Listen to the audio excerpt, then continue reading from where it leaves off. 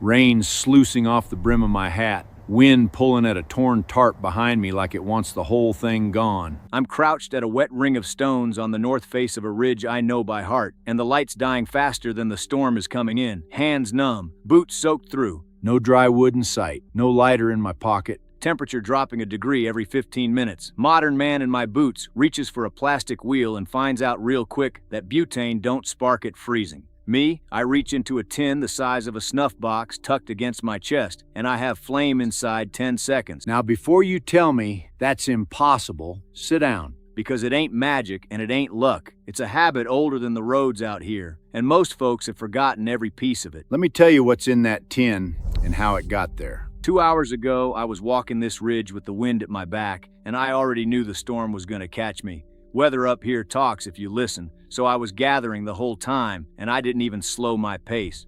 There was a length of old jute cord in my pack, and I worked at it as I walked, twisting the fibers apart between cold knuckles until I had a fluff of loose hair no bigger than a bird's nest. Dry, natural rope catches a spark from a ferro rod faster than most anything you can buy in a store, and it costs about a nickel a yard. Some fella down the mountain paid $12 for a box of waxed tinder squares at the outfitter. Him and me are not having the same evening. I passed a stand of dead standing pine halfway up. You learn to see them the way you see faces in a crowd. The good ones lean a little, bark half off, and when you split the base of an old pine stump with a hatchet, the heartwood inside is amber glass grain that smells like Christmas morning. That's fatwood. When a pine dies, the sap concentrates down into the stump and the roots and hardens there, and what you're left with is a wood soaked through with its own kerosene. Feather it with a knife. Throw a spark. It catches like it's been waiting for you since the tree fell. 2 thumb-sized sticks in my coat right now, and I put them there yesterday. There was a dead birch a quarter mile back too. Not a living one, hear me. Strip bark off a living birch and you might girdle it and kill it, and there's no excuse for that. But a dead standing birch will hand you papery ribbons of outer bark that burn even when they're wet. The water sits on the outside. The fuel is chemical, locked in the sheets. I peeled off enough to fill a jacket pocket, rolled them loose so air could move through, and kept walking. Down at the pond crossing, there was cattail heads gone brown and split, and I took the tops off 2 of them. The fluff inside is a fuel-air explosion looking for an excuse. Ultrafine seed hairs, near-zero moisture, enormous surface area. Touch a spark to it, and it flashes yellow, and it's gone before you can lean back. Too fast to cook anything, but you don't use cattail down alone. You use it to light something slower. Cattail is the match. Fatwood is the stove. Then this tin against my chest. Char cloth. Old work shirt I cut into squares last October and cooked in this same tin on top of my wood stove. Lid on, pinhole in the top, smoke coming out until the smoke stopped. What you pull out looks like nothing. Dull black fabric a child could tear. But a single spark lands on it and it doesn't flame. It glows, a slow orange dot spreading like a sunrise across the cloth. Works wet-handed, works wind-blown, works when your fingers won't. I've never had a piece of it fail me, so that's what I'm carrying when I crouch down at these wet stones with the storm coming in. Rope hairs folded in a scrap of birch bark. Cattail down cradled over char cloth in the tin. Fatwood feathered and standing by. A little pyramid of dry twigs I scavenged from the underside of a fallen log where the water never touched. Everything staged, coarse to fine, wet-proofed, sorted, flint out, 1 scrape. The spark drops on the char cloth and the orange bloom starts. I tip the tin into the cattail down, and the fluff goes up in that fast yellow bloom I warned you about. And inside that bloom, the rope hairs catch, and the birch curls catch off the rope, and the fatwood catches off the birch. And by the time the dry twigs above it start to hiss, I'm blowing steady low breaths, and there's a real fire eating its way up through the pile. Count the seconds if you want to. Nobody made anything. I finished something I started 2 hours ago, which is when the storm cuts loose. Rain comes down like somebody upended a pond.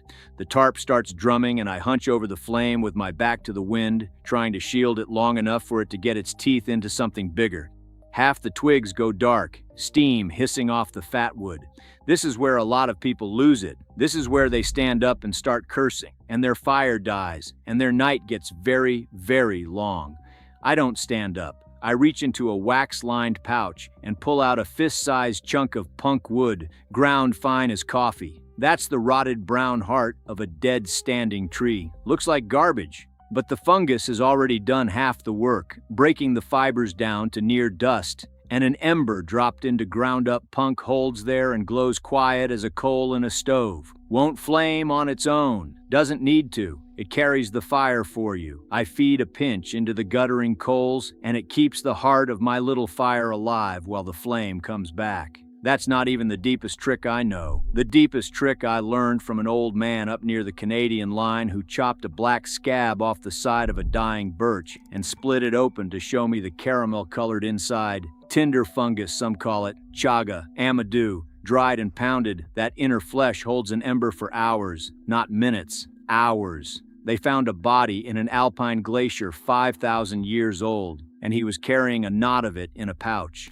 There is a reason. I've walked 6 miles across a ridge with a piece of amadou smoldering inside a hollowed piece of horn tied to my belt and blown it back to open flame under a lean-to that same evening. You don't start that fire. You keep it. It walks with you. The rain eases by dusk. The little fire I saved with the punk wood is alive now, cracking through wet pine that's drying out over the coals, and I sit back on my heels and let my shoulders drop for the first time in 3 hours. I want to tell you one more thing before I quit.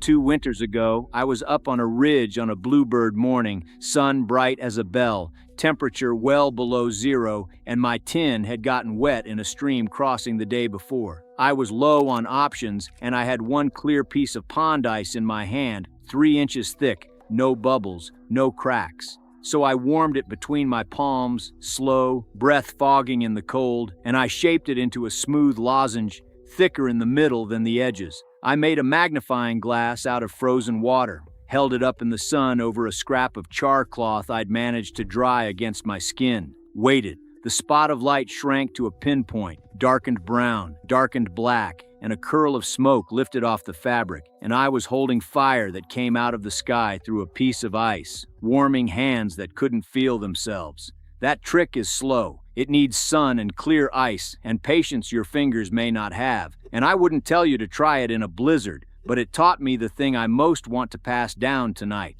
Fire isn't a substance. Fire is a chain. Spark, ember, tinder, kindling, fuel in that order, and every mountain man worth his boots was staging that chain hours before he ever knelt at a ring of stones. He noticed the dead pine on the walk in. He split the fat wood before the light went. He kept the char cloth dry against his chest. When the wind rose and the temperature dropped, he wasn't starting anything. He was finishing what he began the moment he left his door. That's the secret nobody sells you. That's why 10 seconds is a result, not a race. The material never mattered as much as the man who was already prepared to use it. The rain has stopped. I've got a kettle on the coals now, and steam lifting off it into a sky gone the color of pewter.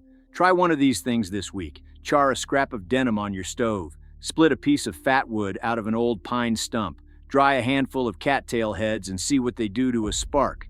Then come tell me in the comments which one you'd bring back first, and which one your grandfather might have known before you did. Knowledge weighs nothing. It doesn't need charging, and it's still burning long after everything else has gone cold.